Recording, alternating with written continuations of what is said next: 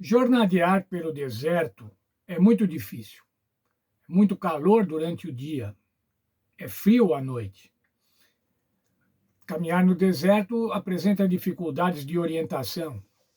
Também apresenta a escassez de água, muitas vezes a falta total de água. Diante dessas e de outras dificuldades, o povo de Israel deveria depositar sua confiança no Senhor, que os havia livrado no Egito. Sim, haveriam condições adversas, mas o Senhor estava cuidando. E dessa forma o povo de Israel devia entender. O povo de Israel devia aprender dessa maneira. Nossa lição traz um conceito, o conceito de lições aprendidas, que é um conceito, inclusive, que se pratica em administração, na administração de empresas, de negócios. O que são lições aprendidas? Tem um evento ou uma situação, e daí, para cuidar desse evento ou dessa situação, há um tratamento, é feito um tratamento. São feitas algumas atitudes. Após essas atitudes, para tratar o evento, pode haver sucesso ou pode haver fracasso. O que se faz então? Essa experiência de aprendizado. Essa experiência de aprendizado tomou atitude e teve sucesso, tomou outra atitude e teve fracasso. Isso deve ser registrado. Deve ser registrado para que não se cometa novamente, ou para que se faça novamente, no caso de sucesso. Isso chama-se lições aprendidas. Isso estava acontecendo no deserto agora. O povo de Israel devia aprender lições para aplicá-las quando o sucesso ou para não fazê-las mais quando do fracasso. Os episódios do Êxodo mostram que Deus traz solução e paz. No entanto, sua obra é afetada pela incredulidade das pessoas. Devido à constante murmuração e desobediência, os hebreus experimentaram graves adversidades e até mesmo tragédias. Eles trouxeram sobre si muitas dificuldades por causa de sua incredulidade e indisposição para se arrepender. O que é que nós podemos então aprender? O que é que nós vamos aprender com os hebreus no deserto? Vamos lá, apareceu agora o primeiro problema. Qual era o primeiro problema? Êxodo 15, versos 22 a 27. O primeiro teste de fé para Israel está associado à necessidade de água, o que não é surpreendente por causa do ambiente desértico, quente e seco. Após 3 dias de viagem, o povo finalmente encontrou água, mas ela era intragável. O local chamava-se Mara. Mara significa amargo. E como a água era amarga, a fé que Israel tinha no cuidado do Senhor logo se enfraqueceu.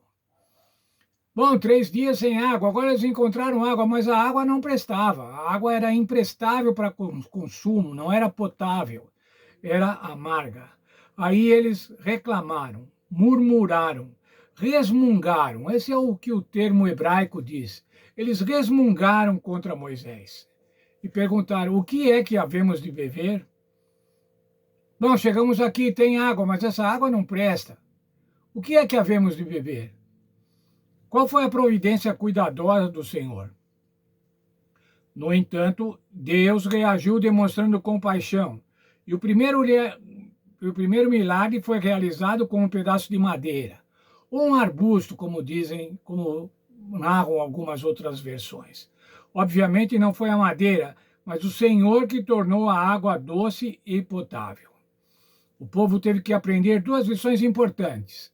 Quais lições importantes eles estavam aprendendo? Qual era a lição aprendida nesse evento? É necessário paciência em esperar o tempo do Senhor. Nós também, irmãos, muitas vezes somos afoitos, queremos que Deus resolva logo a situação. Queremos um Deus despachante que resolva conforme nós queremos, no tempo que nós queremos. E não nos damos conta de que os tempos de Deus são diferentes dos nossos tempos. Nós devemos, portanto, aprender que devemos esperar os tempos de Deus. Ainda mais, Deus age em cooperação com os seres humanos. Qual foi a cooperação dos seres humanos, nesse caso, das águas amargas? Moisés teve que pegar um arbusto ou um pedaço de madeira e atirar na água, para que ela se transformasse em água potável, e foi assim que foi feito. Mas nessa mesma situação, agora, imediatamente após, o Senhor entrega estatutos, um decreto, ou uma norma para provar a fidelidade do povo. Dar ouvidos à voz do Senhor, obedecer. E, ainda assim, mesmo depois de tantas queixas, Deus prometeu que não traria sobre os israelitas nenhuma enfermidade que havia afligido os egípcios. Ele os protegeria. Mas eles poderiam experimentar essa promessa somente com a condição de que permanecessem fiéis ao Senhor. A fidelidade de Deus para com o povo. Um povo resmungão, um povo reclamador, mas o Senhor propondo para eles saúde, propondo para eles libertação, propondo para eles vacinas. Na verdade, o Senhor estava falando assim: olha, não vou dar para vocês aquelas doenças com as quais afligi o Egito. O Senhor lhes deu uma ordem e os colocou à prova, dizendo: veja lá qual é o texto bíblico. Se vocês derem atenção à voz do Senhor, o seu Deus, se fizerem o que for correto aos seus olhos, e guardarem os seus mandamentos, e obedecerem todos os seus estatutos, não deixarei que vocês sofram nenhuma das doenças que trouxe sobre os egípcios.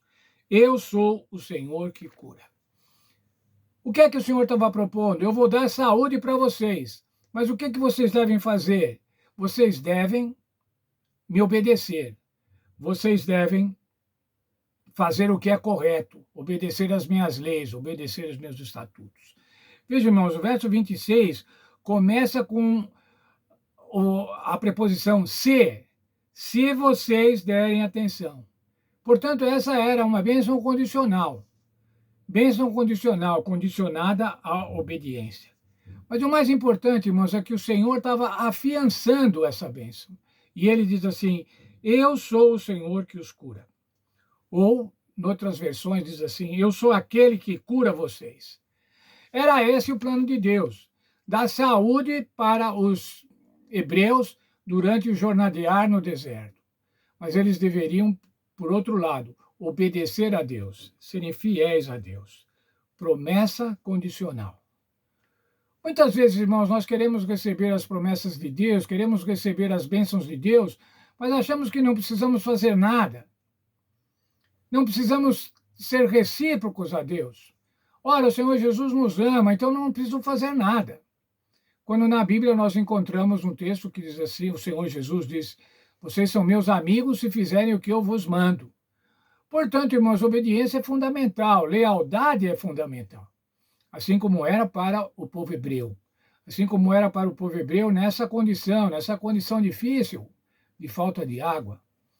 Mas o Senhor quer, irmãos, que nós sejamos fiéis, e o Senhor quer nos abençoar. E Ele diz isso para a gente. Ele quer nos abençoar e quer que nós sejamos fiéis. Que o Senhor nos abençoe, nos dê força, que o Espírito Santo atue no nosso coração, para que a gente possa ser fiel. Fiel em qualquer situação. Em situações adversas ou em situações de prosperidade, mas que a gente possa ser fiel a Deus. Muitas vezes é mais fácil ser fiel a Deus, buscar a Deus na adversidade do que na prosperidade. Quando está tudo bem, às vezes nos esquecemos de Deus. Deixamos de ser fiéis a Deus. Mas que Deus nos ajude, para que em qualquer circunstância da vida nós sejamos fiéis e possamos testemunhar que estamos ao lado do Senhor Jesus, fazendo o que Ele manda.